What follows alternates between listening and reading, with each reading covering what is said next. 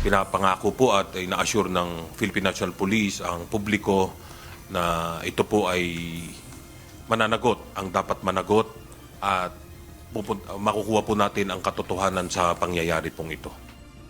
Sasailalim na sa dismissal proceedings ang pulis na sangkot sa pamaril sa Maragondon, Cavite kahapon ng madaling araw. Ayon kay Philippine National Police Public Information Office Acting Chief, Police Colonel Allen Reyco, hindi kukonsintihin sa halip tuturuan ng leksyon ang walang disiplinang mga pulis. Meron pong kautusan to conduct the thorough investigation as well as start the summary dismissal proceeding. Kailangan po naman ng due process lahat po dito.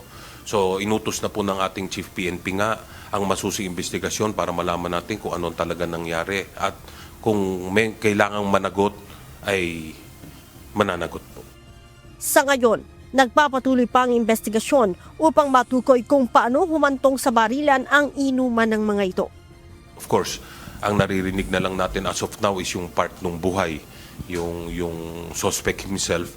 So ito po'y papagtagpi-tagpiin natin, pagsasama-samahin natin all the statements of everybody present in the area.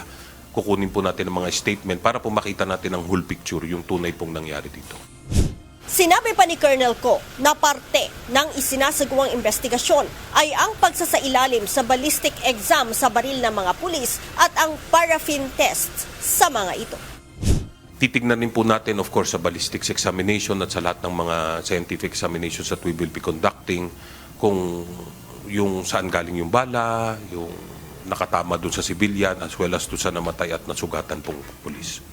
Base sa resulta ng paunang investigasyon, sinasabing pauwi na sana ang grupo mula sa isang birthday celebration nang biglang magtalo ang pulis na biktima at suspect sa parking area na nauwi sa barilan. Meron pong isang nasawi na civilian at isa pong pulis na may ranggong staff sergeant at may sugatan pong isang corporal na fortunately ay nasa stable condition na po at nagpapagaling po dito sa ating PNP General Hospital. Sa ngayon, nakakulong na ang suspect na pulis habang tinanggal din sa pwesto ang hepe ng Maragondon PNP dahil sa command responsibility. Leia Ilagan, UNTV, News and Rescue.